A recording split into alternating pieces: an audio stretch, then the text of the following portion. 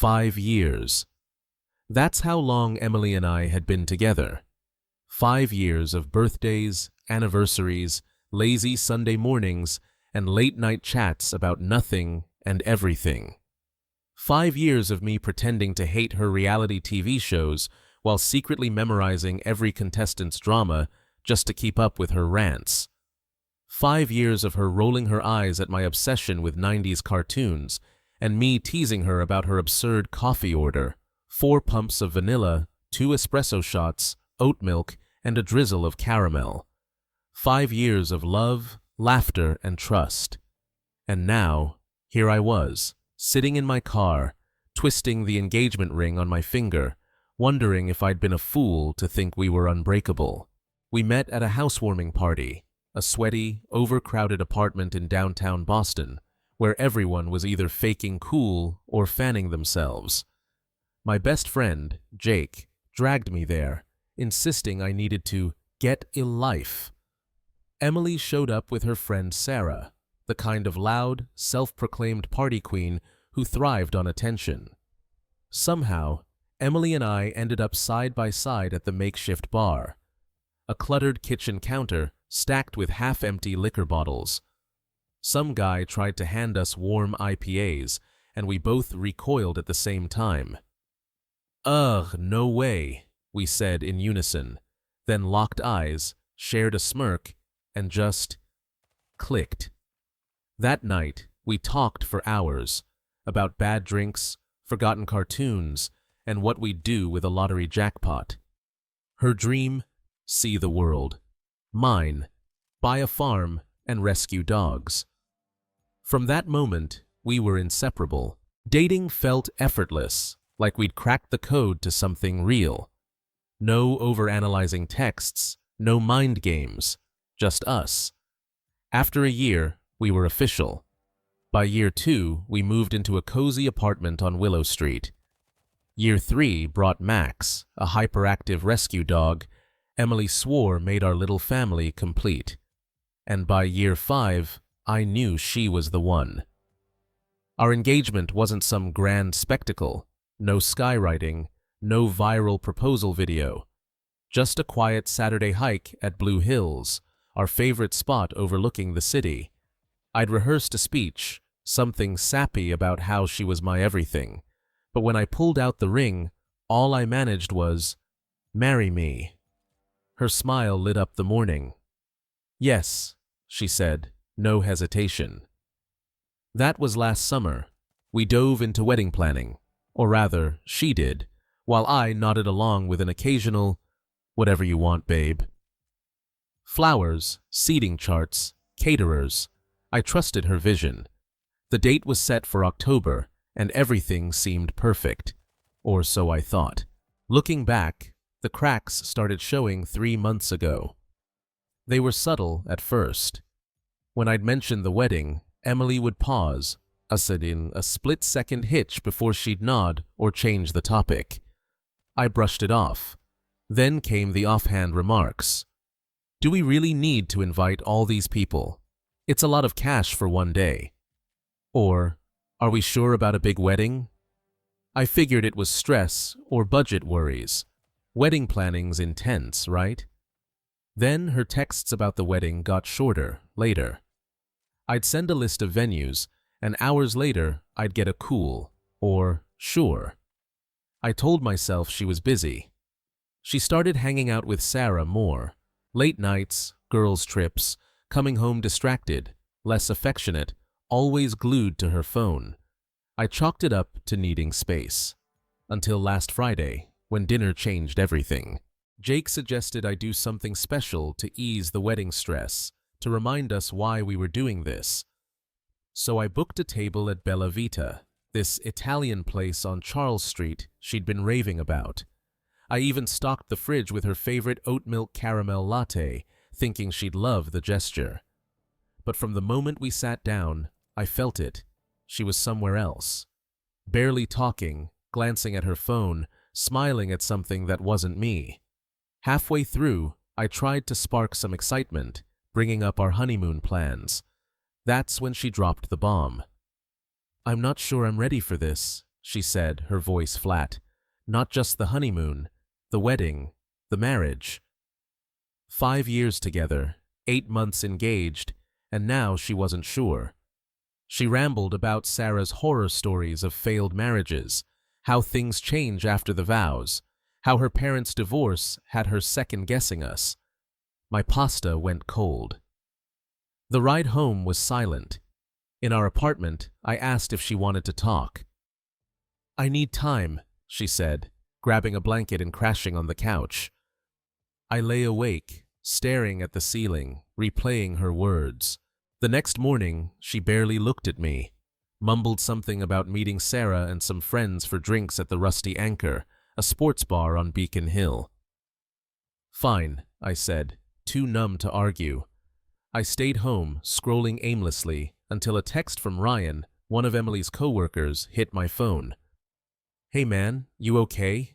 I frowned. "Why?" My phone rang seconds later.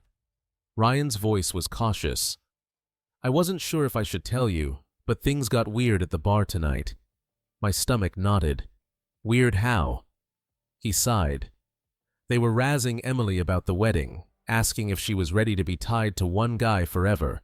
She laughed and said, 'If James was hotter and richer, I'd be stoked to marry him.'" I went numb. "You sure she said that?" "Yeah, man, a bunch of us heard it. Some called her out, but she waved it off as a joke." A joke. I sat in my car for 20 minutes, gripping the wheel until my knuckles whitened. When I walked inside, she was passed out on the couch, oblivious to the wreckage she'd left. I stood there, staring at the woman I'd planned to spend my life with, and for the first time in 5 years, I didn't know her. The worst part? The next morning, her mom called, sobbing, saying there was something I needed to know. If I thought last night was bad, I had no idea what was coming. I didn't sleep after Emily's bombshell at dinner. Her words, "I'm not sure I'm ready for this," echoed in my head, tearing apart 5 years of certainty. I lay there, listening to her steady breathing from the couch, like she hadn't just flipped my world upside down. I replayed our relationship, searching for the moment it went wrong. The late replies, the hesitation about the wedding, the growing distance. I'd blamed stress, planning fatigue. Now, I wasn't so sure. By morning, I was drained but wired, ready to talk, to figure out what the hell was happening. But Emily breezed past me, barely acknowledging me. "Morning," she muttered, then said she was meeting Sarah and some work friends for drinks at the Rusty Anchor. I wanted to scream, "Are we going to talk about you saying you don't want to marry me?" But I didn't. I nodded, let her go, because maybe I was scared of the answer. Maybe I already knew. 3 hours later, Ryan texted, "You okay?" I replied, "Why?" When he called, his hesitant tone made my gut twist. "Things got weird at the bar," he said. They were teasing Emily about the wedding, asking if she was ready to settle down. She laughed and said, "If James was hotter and richer, I'd be stoked to marry him." I couldn't breathe. "You sure?" "Yeah, a bunch of us heard it." She brushed it off as a joke. A joke. I don't remember hanging up. I just sat in my car, the world blurring, my hands shaking on the wheel. 5 years, my love, my trust, my future. And this was what I got. I should have left then. Instead, I went home. Emily was sprawled on the couch, passed out, like she hadn't just humiliated me in front of her friends, like she hadn't broken us. I stood there, staring, and felt nothing. Morning brought the smell of coffee and bacon, Emily's go-to apology breakfast. I walked into the kitchen, and there she was, acting like everything was fine, like she hadn't laughed about my looks and wallet in a bar full of people. She smiled. "Hey, I made breakfast." I didn't sit. I just stared, waiting. Finally, she sighed. "I know Ryan probably called you." So she knew. And yet she'd slept soundly, woken up like it was nothing. I crossed my arms. Yeah, he did. Wanna explain? She bit her lip, guilty for half a second before diving into her excuse. It was a stupid joke, James. We were drinking, everyone was giving me grief about the wedding, and I said something dumb to shut them up. I didn't mean it. I stared. You didn't mean it? She groaned, already defensive. Come on, you know what I meant. Something snapped. Actually, I don't. Why don't you spell it out? She folded her arms, like I was the one in the wrong. You're overreacting. I was drunk. It wasn't serious. I let out a hollow laugh. So you accidentally insulted me in front of your friends? Accidentally said I'm not good enough? She rolled her eyes. You're twisting my words. No, Emily, I'm finally hearing them. Her face softened, like she realized she'd gone too far. She stepped closer. Babe, you know I love you. I got caught up, wasn't thinking. I stepped back. That's the problem. It was so easy for you to say it. She reached for my hand, but I pulled away. For the first time, I saw panic in her eyes, not because she was sorry, but because I wasn't just mad. I was done. I didn't say another word. I grabbed my keys and walked out, no idea where I was going, just knowing I couldn't stay. I ended up at my brother Ethan's place in Cambridge. He took one look at me, opened the door wider, and said, "She messed up, didn't she?" I let out a shaky breath. Big time. He handed me a beer. "Wanna talk?" I shook my head. Not yet. For the first time in 5 years, I felt a strange relief, like I'd stopped clinging to something that was already gone. I wasn't ready to end it. Not officially, not until I had the whole truth. My gut told me this wasn't the worst of it. I was right. The next morning, my phone rang. It was Diane, Emily's mom, in tears. "James, there's something you need to know," she said, her voice breaking. "Something that'll change everything." I was still reeling from the last 24 hours. Emily's doubts at dinner, her barroom joke, her half-hearted apology over breakfast like it could erase what she'd done. Now her mom was sobbing on the phone, and I knew something was seriously wrong. I took a deep breath and called her back. She answered instantly. "James," she said, her voice trembling. "Diane, what's going on?" She let out a shaky sigh. "I didn't want to say anything until Emily told you herself, but I don't think she will." My voice sharpened. "Tell me what?" A pause, then, "There's someone else." The words hit like a punch. My stomach dropped, my throat tightened. "Who?" Diane hesitated. "His name's Adam. He works with her." I clenched my jaw. Adam. I'd heard that name before. Casual mentions, nothing alarming. Adam had this great idea at work. Or, Adam's hilarious. You'd like him. I didn't like him now. "Are you saying she cheated?" My voice was too calm, the kind that comes before a storm. Diane sniffled. "No, I don't think so." Another pause. "She told me she's been talking to him a lot. She said she feels something for him and she's confused about you." Confused. That word set my blood on fire.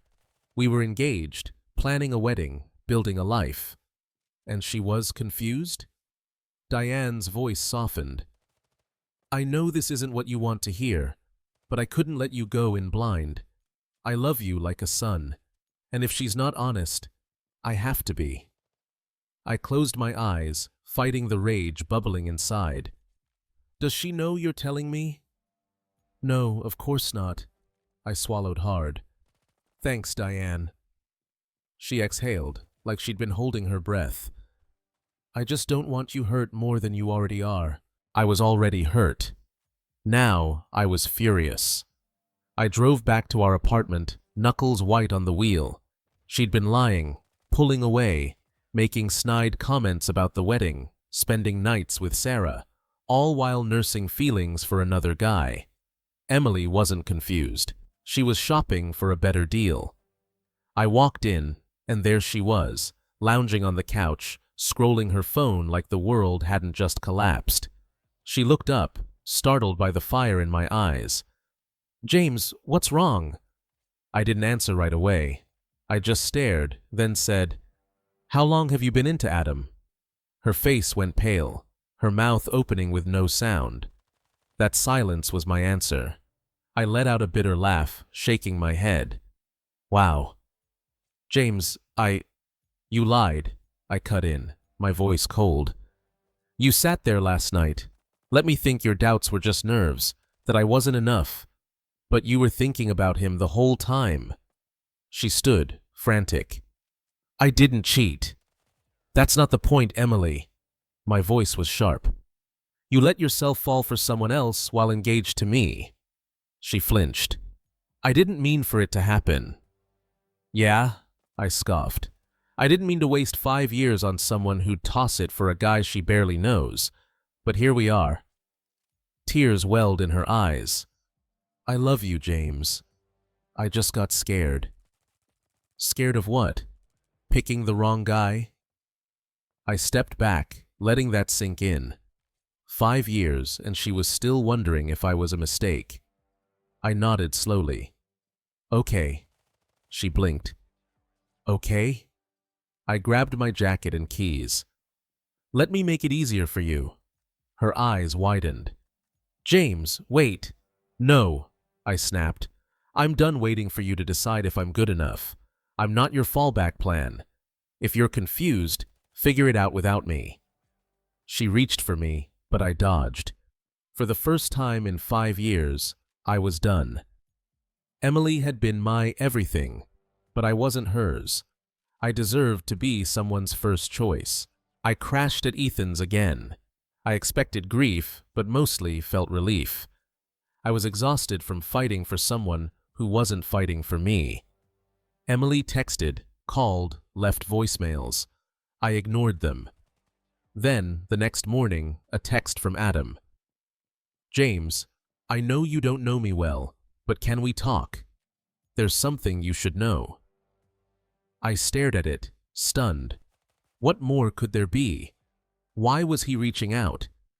I took a deep breath and replied, "Where and when?" I wanted answers, and if this guy had them, I'd hear him out. Because if I was burning this bridge, I wanted to watch every piece fall. I stared at Adam's text for a long time. The guy Emily had feelings for, the one she'd been thinking about while I planned our wedding, wanted to talk. I should have ignored it, deleted it, moved on. But I couldn't. If there was more to this mess, I needed to know. So I texted back, "Where and when?" His reply came fast. "Brood awakening on Tremont, 10 a.m. tomorrow." The next morning, I pulled into the cafe's parking lot, gripping the wheel so hard my fingers ached. I didn't know what to expect. An apology, a confession, some pathetic attempt to ease his guilt. Whatever it was, I wanted the truth. I walked in and spotted Adam in the back, nursing a coffee, looking as rough as I felt. His hair was messy, his eyes tired. Good. I slid into the chair across from him, arms crossed. "Talk." Adam sighed, rubbing his face. "I'll cut to it. I didn't know Emily had feelings for me." I narrowed my eyes. "You expect me to believe that?" He nodded. "Yeah, because it's true."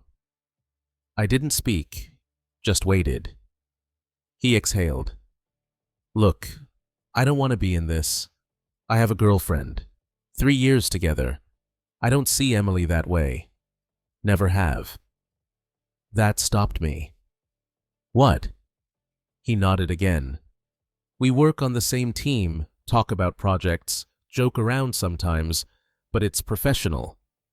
Then, last week, Sarah started making comments about how Emily and I make a great pair. Sarah. Of course. I clenched my jaw. "So, Emily made this up in her head?" Adam hesitated. Not exactly. I leaned forward. Explain. He sighed. I think Sarah planted the idea. She kept telling Emily to be sure before settling down, that doubts might mean something. Then she started bringing me up. Betrayal stung sharper. Emily's doubts weren't random. They'd been fed, nurtured by her friend, and she'd let them grow, let them ruin us. Adam kept going. Last Thursday, I overheard Sarah telling Emily she thought I was into her, that I was probably waiting for her to call off the wedding. I frowned. And Emily said? His face darkened. She said she wasn't sure about marrying you, that she didn't know how she felt. Then she asked if I'd ever thought of her that way. My stomach twisted. I inhaled, keeping my face neutral. And? He shook his head. I told her no, that I'm happy with my girlfriend, and she needed to figure out what she wanted before making big moves. But she looked lost, like she didn't know what to do. Lost, like she didn't realize she was torching our life. I swallowed hard. Why tell me this? Adam ran a hand through his hair. Because I don't want you thinking I had anything to do with it. I didn't encourage her, didn't lead her on, and I don't want to be why your engagement's falling apart. I studied him, searching for a lie, but found none. He was telling the truth. Emily had built a fantasy and was ready to burn us down for it. I didn't say much after that. Thanked him, paid for my coffee, and left. In my car, the weight hit me. The wedding was over. The future I'd planned, gone. Emily had spent months questioning if I was right for her. I'd spent them thinking she was my only choice. I was done being her backup. I pulled out my phone, called Emily. She answered on the second ring. James, she said, her voice small. We're done, I said, flat. James, don't. No, you know why. I'm not spending another second convincing you to choose me. She exhaled shakily. I was just confused. Yeah, well, I'm not. Not anymore. A long pause, then, barely audible. I'm sorry. I squeezed my eyes shut. Too late. So am I. I hung up. I wish I could say it was easy, that I woke up free. But grief doesn't work that way. Some mornings, I reached for her before remembering she was gone. Some nights, I stared at the ring in its box, wondering how we got here. But slowly, things shifted. I hit the gym again, reconnected with friends, booked a solo trip to a cabin in Vermont. 3 weeks later, Diane texted, Just checking in. You deserve better, James. I hope you know that. I smiled, maybe for the first time in weeks. I was starting to believe it. The day after I ended things, I woke up feeling nothing. No anger, no grief, just emptiness. I'd spent months clinging to a relationship that was already dead, bending over backward to prove I was enough. Now, I didn't have to fight. But there were loose ends. The apartment, the wedding cancellations, our life packed into boxes like a business deal. I didn't want to see her again, had nothing left to say. But life doesn't let you walk away clean after 5 years. So I found myself back in our apartment on Willow Street one last time, waiting for her to pick up her things, waiting for the final goodbye. The apartment wasn't home anymore. It was too quiet without her. I'd been crashing at Ethan's for 3 days, giving Emily time to pack while I figured out my next move. But I had to come back to sort things out. The place felt wrong now, the walls still holding echoes of our life. Her favorite throw blanket slung over the couch, the framed photos from our anniversary on the wall. But they meant nothing now. I'd taken down the engagement photos first. I couldn't stomach them. I was boxing up my stuff when the door opened. Emily. We stared at each other. She looked different. Hair pulled back, no makeup, just her. For years, I'd loved that face, built a future around it. Now, it was a stranger's. She shifted awkwardly. Hey. I didn't answer, just kept taping a box, the sound louder than any words. She sighed, stepping inside. I'll grab my stuff. I nodded, not looking at her. I didn't want to see her sadness, didn't want to care. She moved quietly, picking up her books, clothes, that ridiculous pile of throw pillows she'd insisted on. At one point, she stopped, holding a framed photo, our first trip together, to Cape Cod, arms around each other, grinning like we had forever. Want to keep this? I glanced at it, then took it and dropped it in the trash. Her breath hitched. I didn't care. She'd thrown us away first. We worked in silence for an hour until there was nothing left to divide. Emily stood by the door, bags packed, keys in hand. Guess that's it, she murmured. I nodded. Yeah. A pause. I don't know what to say. I let out a dry laugh. That's a first. She flinched, looking down. I never meant to hurt you. I scoffed. Yeah, well, you did. She swallowed. I loved you, James. Past tense. Loved, not love. I nodded. I loved you too. And that was the last time I ever would. She bit her lip, eyes glassy, but no tears fell. Maybe she'd cried them all out before she told me the truth. Or maybe she knew she didn't have the right. Think we'll ever talk again? I met her gaze, steady and... She inhaled sharply, but nodded. Okay. Another pause. Goodbye, James.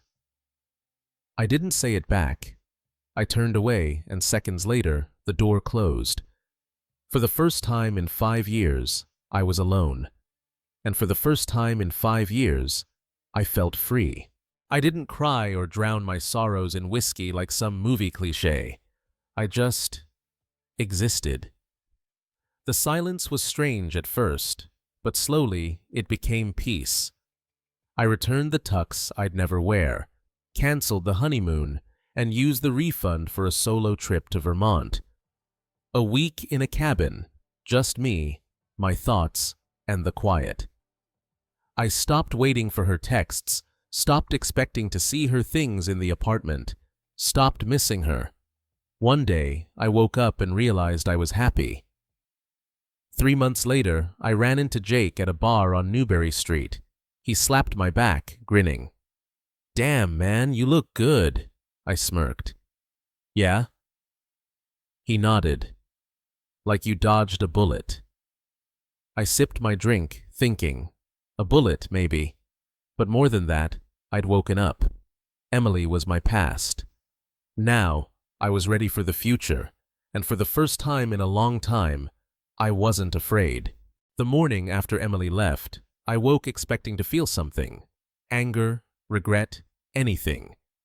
Instead, there was nothing, just silence. No clatter of her morning routine, no off-key humming while she made coffee, no trace of her vanilla citrus shampoo in the bathroom. Just me. For 5 years, I'd shared this space with her. Now, it was just an apartment. 4 walls, furniture, no meaning. I made coffee, sat at the table, and waited for some big emotion to hit. But I was hollow, not broken, just empty. And maybe that was worse. I tried to stay busy, work, emails, calls, pretending life was normal. But normal was texting Emily a meme during lunch, cooking dinner together, planning a wedding. Now, normal was cooking for one, sleeping on my side of the bed out of habit, undoing 5 years of muscle memory. The small things hurt most, reaching for my phone to share something funny, then remembering we didn't do that anymore. Grabbing her brand of almond milk at the store before realizing I didn't need it, seeing a couple laughing in the park and feeling a stupid pang because that was us once. The reminders were everywhere, exhausting. I knew I should block her, delete everything, move on. But I hesitated, not because I wanted her back, but because I wasn't ready for the finality. 5 years of photos, inside jokes, Instagram stories. Our love was a digital scrapbook. Now, it was just ghosts. A week after she left, I changed my relationship status to single. My phone blew up. Friends checking in, nosy relatives prying, random acquaintances fishing for gossip. Emily didn't post about the breakup, just a sunset photo with a vague caption. Change is painful, but necessary. I rolled my eyes. I didn't need her poetic nonsense to know she'd changed. I'd watched it happen. Canceling the wedding was a nightmare. Deposits, vendors, a guest list of 100 plus people to notify. I started with the venue. The woman on the phone was kind, apologizing for the lost deposit like I'd suffered a death. Maybe I had. Then the florist, the DJ, the photographer. Each time, I repeated, "We're calling off the wedding." Their pity made my skin crawl. The worst was calling my mom. I'd avoided it as long as I could. She answered cheerfully, "Hey, sweetheart, how's it going?" I exhaled. "Mom, the wedding's off." Silence. Then, softly, "Oh, honey." She didn't ask why, just knew. "Are you okay?" "No." She sighed. "You will be." I wanted to believe her. Emily still had stuff at the apartment. I texted her to send someone to get it. She replied, "Can we talk, just for a minute?" I stared at it, torn. Weeks ago, I'd have begged for answers. Now, I was just tired, nothing left to say. She didn't reply. That was our last text. Days later, Sarah came for her things. We didn't talk. It was over, and it was time to act like it. I started doing things for me, running again, something I'd quit because Emily hated early mornings, planning a solo trip, hitting a bar with Jake, letting him introduce me to people, even if dating felt alien. Little by little, I felt like myself. Not fully, but getting there. Every day, I was a little less hollow, a little more whole. For now, that was enough. But moving on isn't a switch you flip. I thought once Emily was gone, once her stuff was out, once the wedding was canceled, I'd be free. But grief lingers, even when you know they weren't right for you, even when you walked away. Some days, I felt fine, like I'd dodged a disaster. Others, I caught myself reaching for my phone to text her before remembering we were done. I was unlearning 5 years of habits. 2 months after the breakup, the last tie was the apartment. My name was on the lease, but hers was still on some utilities. We hadn't spoken since that last text. Then, out of nowhere, Emily's sister Lauren texted, "Hey James, random, but can we talk?" I hesitated. Lauren and I had always gotten along. She'd been more supportive than Emily by the end, but I didn't want to dig up old wounds. Still, curiosity won. "What's up?"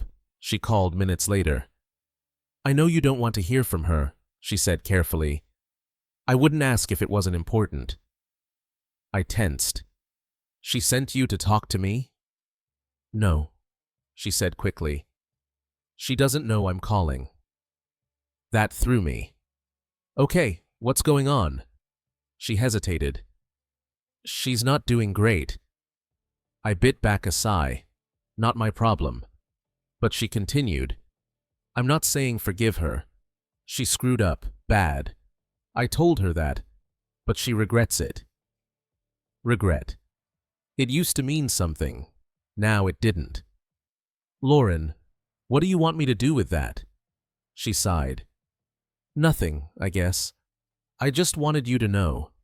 Silence. I finally spoke. She made her choice. I made mine. Her voice was quiet. "I wish things were different." So did I. But they weren't. I ended the call and stared at my phone. Then, for the first time in weeks, I went through my photos, not to reminisce, but to delete. Vacations, selfies, engagement shots, the wedding playlist we'd started. When I was done, a weight lifted. I hadn't realized how much space she still occupied, even gone. One night, Jake and I grabbed drinks at a bar on Boylston Street. I hadn't told him about Lauren's call. I didn't want to get into it, but he sensed something. Halfway through his beer, he said, "You need a reset." I raised an eyebrow. Meaning? He grinned. "You know Tom, my co-worker? He's got a cabin in New Hampshire. Said I could use it any time. You should go." I frowned. A cabin, middle of nowhere, no Wi-Fi, just trees and a lake. "Might be good for you," he added. I considered it. I'd been burying myself in work, distractions. Maybe I needed to just be. I sipped my drink. Yeah, maybe I will. A week later, I packed a bag and drove 5 hours to the wilderness. The sun was setting when I arrived, painting the lake orange. It was peaceful. No texts, no emails, no ghosts of my past. That first night, I sat on the porch, staring at the water, and let myself think about it without anger. Emily had made a mistake. I'd made a choice. We weren't meant to be. Simple as that. The next morning, I ran. I fished, badly. I read a book for the first time in months. By the end of the week, I felt lighter, like I was ready to stop looking back. On my last night at the cabin, I got a text from Emily, our first contact in 2 months. "I'm sorry for everything. Hope you're okay. No explanations, no pleas, just an ending." I stared at it, then deleted it. I didn't need her closure. I'd found my own. Back in Boston, I was at my usual coffee shop on Commonwealth Avenue when someone tapped my shoulder. I turned to see a woman I didn't know, smiling. "Think you dropped this?" she said, holding my keys. I hadn't noticed. "Thanks," I said, smiling back. She hesitated. "You look familiar. Come here a lot?" I smirked. "Yeah, you?" "First time, actually." We chatted for a few minutes, small talk, nothing deep. But for the first time in ages, I felt something. Not love, not a big moment, but possibility. And that was enough. Life moves forward, even when you're stuck. After the breakup, the anger, the grief, I thought I'd be trapped forever. But time didn't wait. The woman from the coffee shop was Mia. It started small, just a quick exchange after she handed me my keys. But small moments can spark something bigger. A week later, I saw her again at the same shop. She was ahead of me in line, ordering some fancy espresso drink. She turned, saw me, and laughed. "You again?" I grinned. "Starting to think you're stalking me." She raised an eyebrow. "I was here first." I shrugged. "Details." She got her drink and lingered. Then, to my surprise, she said, "Want to sit?" I hesitated. I hadn't done this since Emily. But then I thought, why not? So I sat across from someone new. Not a date, just a conversation. But it was the first time I didn't feel anchored to the past. Moving on isn't about replacing someone. It's about reclaiming yourself. For 5 years, I'd been part of a we. Now, I was learning to be just me. Cooking what I wanted, watching movies without compromising, taking a random road trip because I felt like it. I'd waited for someone to tell me I was okay, but healing's a process, not a finish line. 3 months after the breakup, Lauren called again. I almost ignored it, but answered. "Hey, James," she said. "I know this is out of nowhere, but Emily's moving." I blinked. "Moving?" "Yeah, got a job in Seattle. Leaves next month." I didn't know how to feel, then said, "Good for her." And I meant it. Lauren hesitated. "She wanted to tell you, but figured you wouldn't want to talk." She was right. I didn't. I thanked Lauren, hung up, and sat with it. Emily was leaving. The last thread tying us was cut, and instead of pain, I felt free. Mia and I kept running into each other at the coffee shop. Each time, we talked longer, laughed more. It was easy, no pressure. One afternoon, as I was leaving, she called out, "James." I turned. She smirked. "If you ever want to grab coffee on purpose, let me know." A date. I hadn't thought about dating, but with Mia, it didn't feel like a leap. It felt like the next step. I smiled. I'd like that. For the first time since everything fell apart, I was stepping into something new, something real, something mine. It wasn't perfect. Some days I still looked back, wondered what could have been. But those moments grew rare. One day, I stopped checking my phone for Emily's name, stopped tying places to her, stopped seeing my past as a wound. It was just something that shaped me. Moving on isn't leaving someone behind, it's moving forward. And for the first time in a long time, I was. Thank you for listening. Please share your thoughts, like this video if you found it helpful, and subscribe for more.